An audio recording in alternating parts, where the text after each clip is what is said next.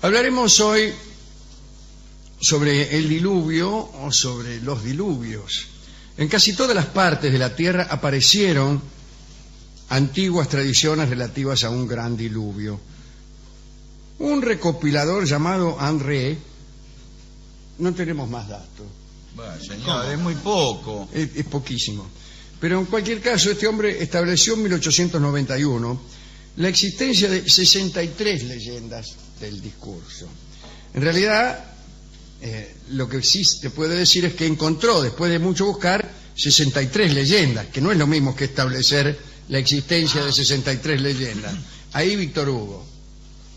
Claro. Una cosa es que yo establezca que hay 63 leyendas y otra, mucho más cercana a la realidad, es que yo confiese que he encontrado, después de mucho buscar, 63 leyendas. Claro. Pero algunos intelectuales creen que solo existe aquello que ellos encuentran. Que es todo eso, son todas... Claro, todo lo que ellos encuentran es el universo. Es todo.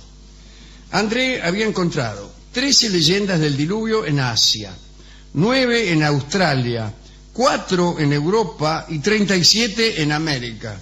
De lo cual se puede conjeturar que había muchos más diluvios en América que en Europa. No, bueno, por ahí escribieron más leyendas, señor. ¿Ves? Así como acabo de hacer yo, así es pensar mal. Eso es no saber pensar. La duración de las inundaciones en estas leyendas oscilaba, según los relatos, entre 5 días y 52 años. 52 años era la inundación que referían nuestros amigos los aztecas, para quienes el número 52 era Zeta. En 17 de los casos figuraban las lluvias como la causa del diluvio, pero también se hablaba de nevadas, de tifones, de maremotos, etc. Entre los chinos, un espíritu malo llamado Kun Kun, un nombre poco serio para un espíritu malo, parece que Kun Kun, en un arranque de cólera, rompió de un cabezazo una de las 4 columnas que sostiene el cielo y cayó la bóveda celeste sobre la tierra y todos los países quedaron inundados de golpe por unos aguaceros gigantescos. Esto complace mucho. Quien tiene espíritu científico enseguida cree que esto es verdadero. ¿Qué otra cosa puede haber pasado sino la cólera de un espíritu que rompió una columna que sostenía la bóveda celeste? Bueno, señor. Voy a hablar ahora de un personaje llamado Thomas Burnet, que en el 1681 escribió un libro titulado La Sacra Teoría de la Tierra. Y allí se refirió al diluvio universal. Este es, de todos los estudiosos del diluvio, el que más me ha gustado. Mire, habló incluso en ese libro de la posibilidad de encontrar el paraíso terrenal. No se sabe mucho de Burnet. Nació en 1635, parece que era un clérigo anglicano, en algún momento fue capellán privado del rey Guillermo III de Inglaterra, murió en 1715 y eso es todo lo que se sabe. Sabemos nosotros, más allá de Burnet, o creemos saber, que según el Génesis estuvo lloviendo 40 días y 40 noches, lo cual dio como resultado una inundación que tapó la montaña más alta y destruyó todo lo que moraba en tierra firme. Según el mismo relato, el arca que construyó Noé estuvo flotando 1 año y 11 días hasta detenerse por fin en la cumbre del monte Ararat. Pero Burnet, que era un ferviente seguidor de la Biblia, se puso a hacer cálculos y no había manera de que el diluvio universal cubriera toda la tierra y mediante una cuenta sencilla mostró que el agua que pudo haber llovido en 40 días y sus noches era insignificante desde el punto de vista pluvial, y Burnet aseguró que todo el agua llovible existente en la atmósfera era insuficiente, no ya para cubrir los más altos picos, sino los más humildes montes. Años más tarde, sus seguidores hicieron el siguiente cálculo.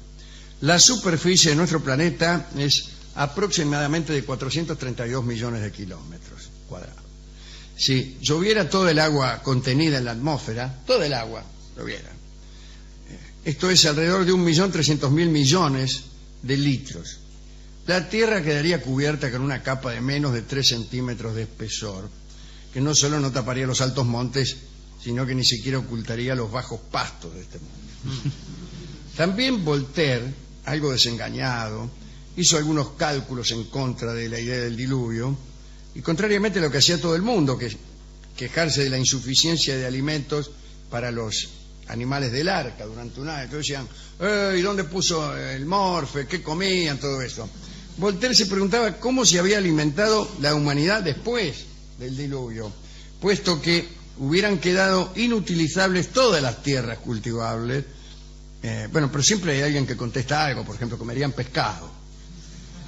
El problema para Burnet es que, como era un buen religioso, no podía renunciar a la idea del diluvio y llegó a una notable conclusión.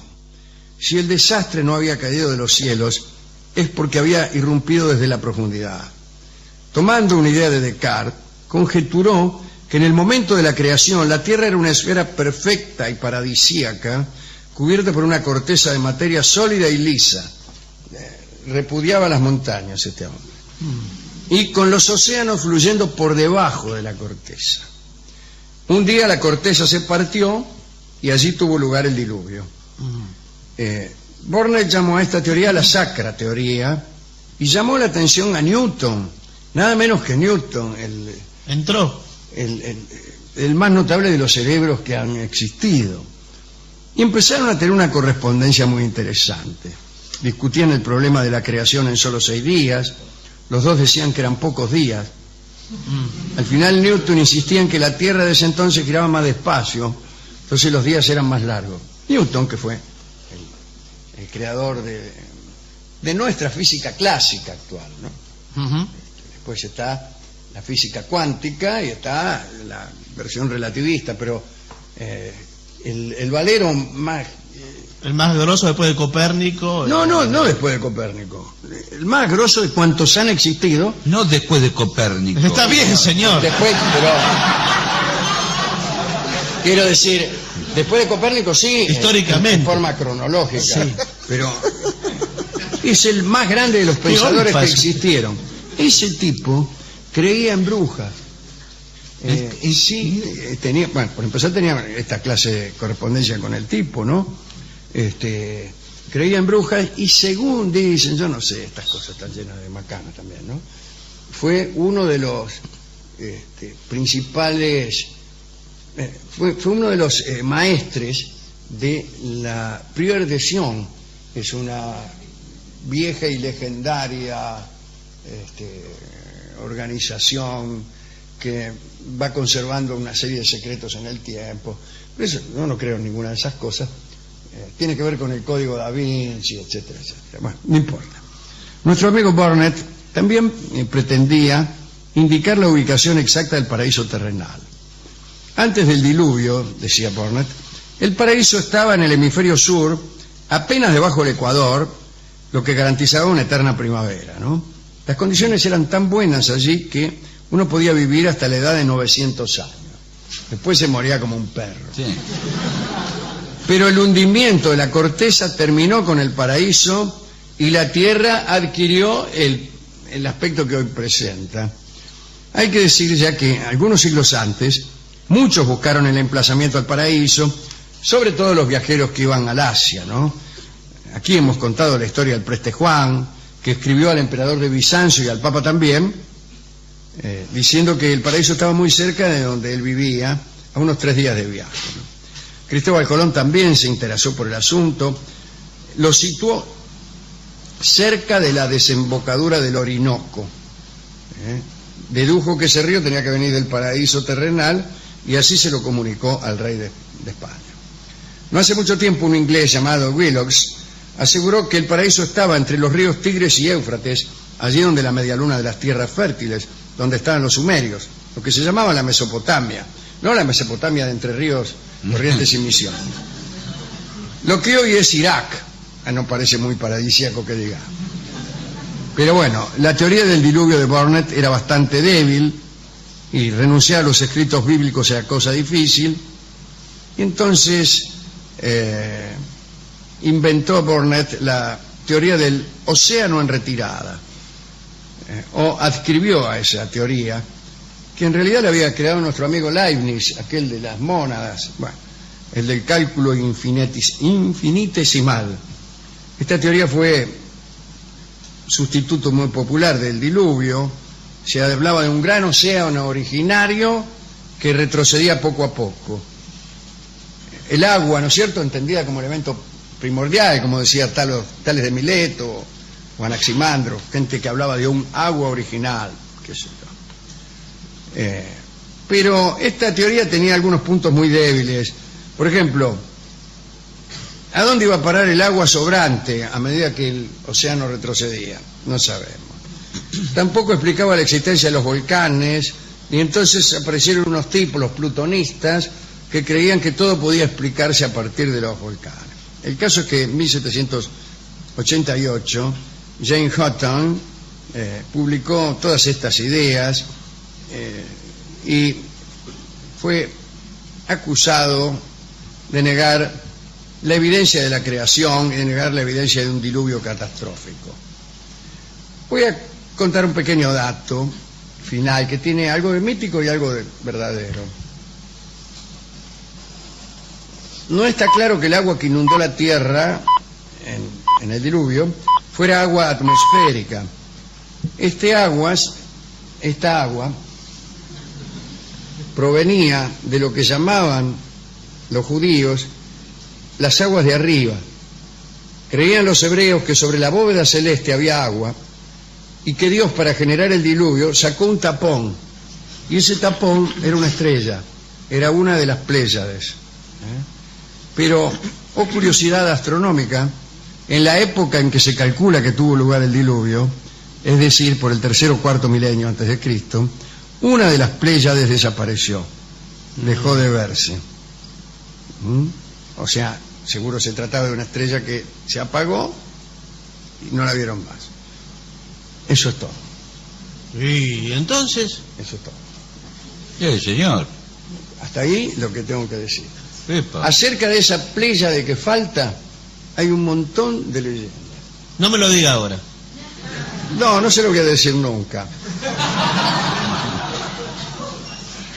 Yo quiero dedicar esta charla a Thomas Burnett por especificar la ubicación exacta del paraíso y por tomarse el trabajo de calcular el agua exacta necesaria para cubrir la Tierra. Qué capo. Y también a las personas que sufren los diluvos. Hemos ido a la discoteca y el discotecario me trajo una canción que evoca el flojo principio del diluvio. El principio de un diluvio suele ser muy flojo. ¿Por qué? ¿No vio en las películas del diluvio que todos los giles que se burlan de Noé empieza una garúa? Claro. Sí, sí, ¿qué va a Y llover? está nuevo, y está el diluvio, y bailan, qué sé yo. Porque los diluvios empiezan flojitos. Sí, sí, una lluviecita. Llueve, así empieza el diluvio universal. Entonces, el disco que vamos a escuchar ahora Pero habla de eso el disco. habla exactamente de eso, si uno quiere. Bueno. Se llama Garúa, ciertamente, y vamos a escuchar la versión de nuestro querido Horacio Molina.